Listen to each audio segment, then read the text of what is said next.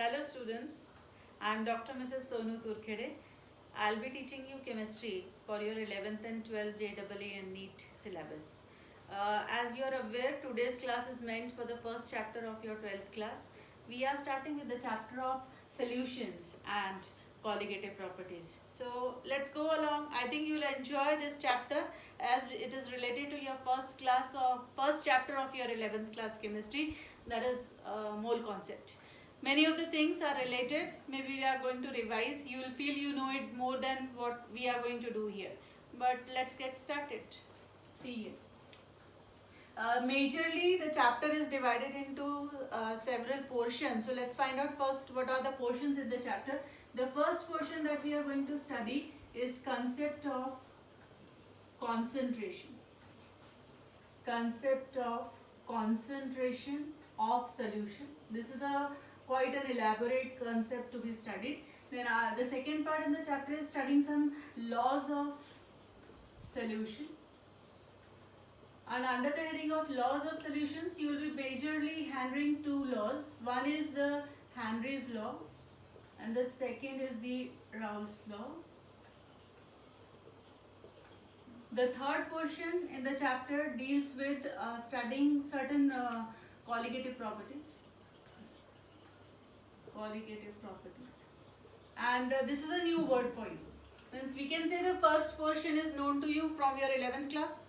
But this part is new, of course, but the majorly new portion which carries 80% weightage of the chapter is the part called colligative properties. We, as being an 11th class aware student, you may not have heard this name before in chemistry. So it's altogether new for all of you. So let's find out what is this colligative property. Under the heading of colligative property, you have to study 4 colligative properties. One of them is called relative lowering of vapor pressure. Vapor pressure. Second is called elevation in boiling point. Elevation in boiling point. Third is called depression in freezing point. Freezing point. And last is called osmotic pressure. There are some in between concepts also, like what I have written on the board is the major part of the concept, and then in between there will be smaller portions, what you called as the sub parts of these concepts that will come along as we go with the chapter. So today's class, you can say, we will be dedicating mostly to the first part, that is concept of concentration. But actually, before going to the concept of concentration, we should first know what is solution and what is the solution made up of. So let's get started. Okay students, so get ahead with the chapter.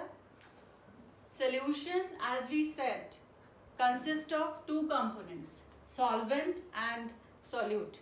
And to remind you all, जब हम यहाँ बार बार एक word use कर रहे हैं solution, we basically are dealing with what are called as true solutions. So maybe a new addition to your solution concept is we are dealing only with the word true solution.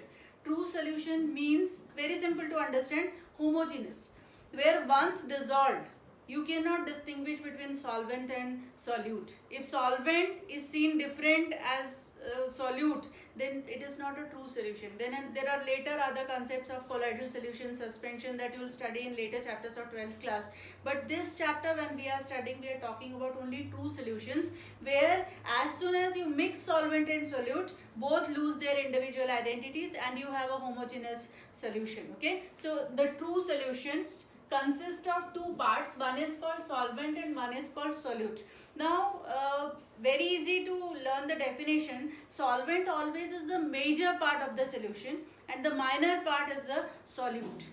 What makes the major portion is solvent and what goes inside that major portion is the solute. मतलब ये majorly बड़ा proportion में present होगा हमेशा, और जो solute है वो कम प्रपोर्शन में होगा, वो डिसॉल्व हो जाएगा.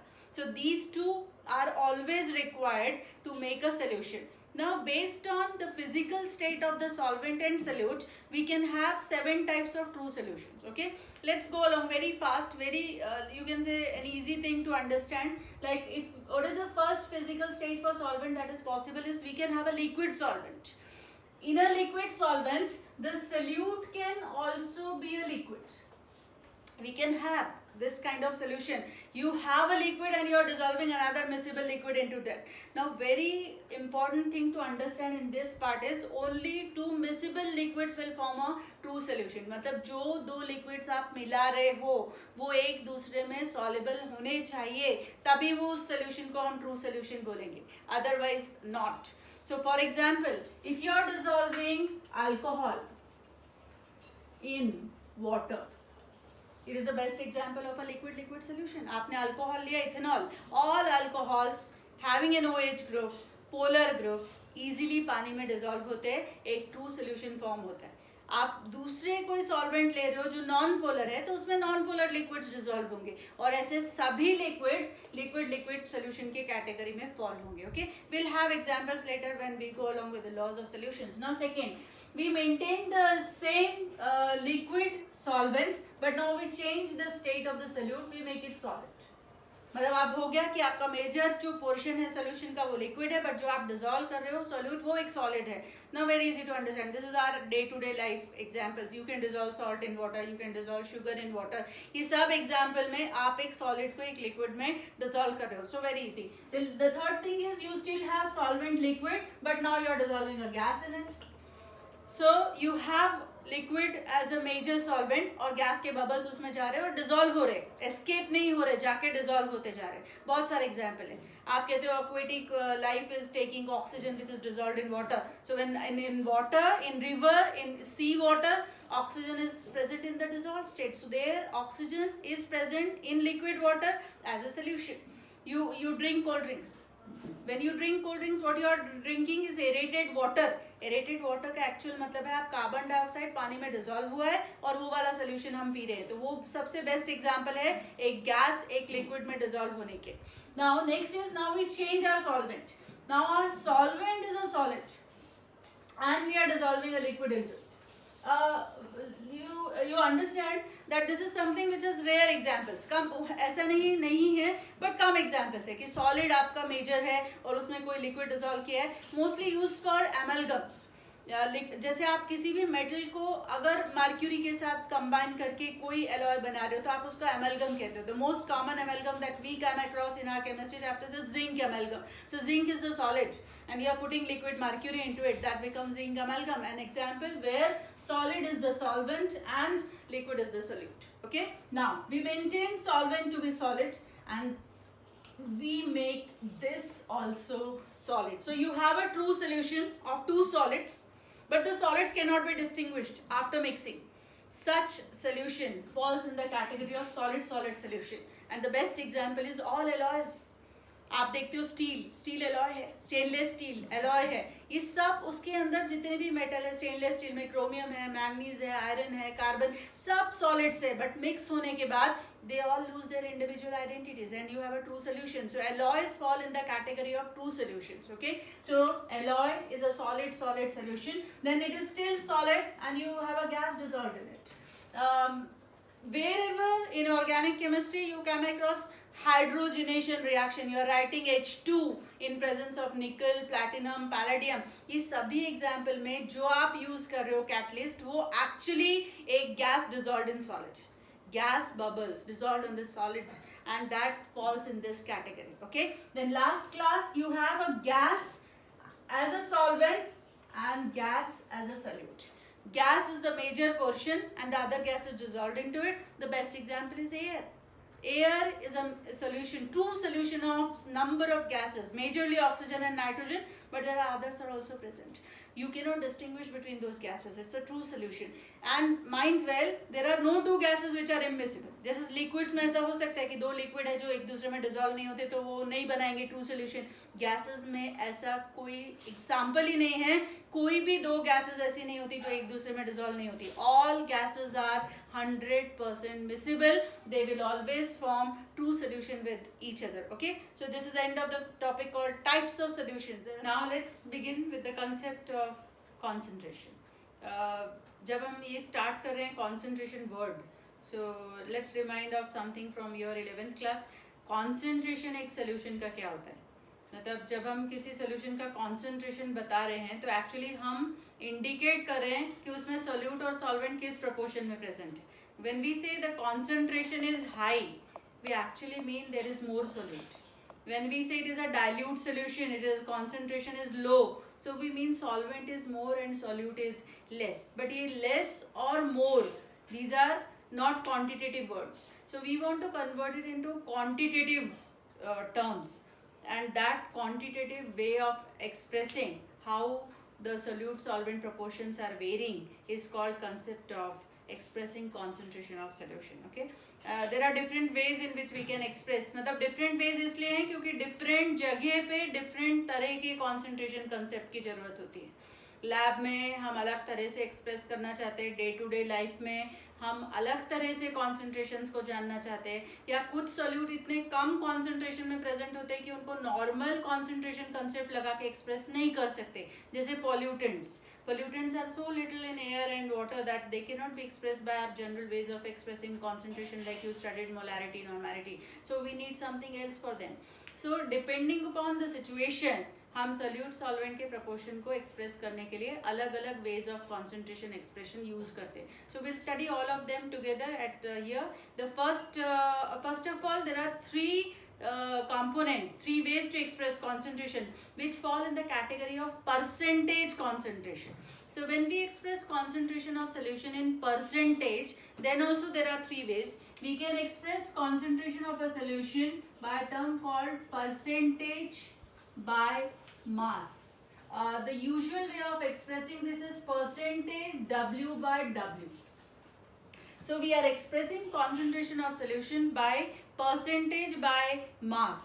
That means when we say percentage by mass, we actually mean that we are going to express percentage by taking mass of solute as well as mass of solvent. Both will be in terms of their masses, and no volume term will come into this consideration. So this is first way of expressing concentration.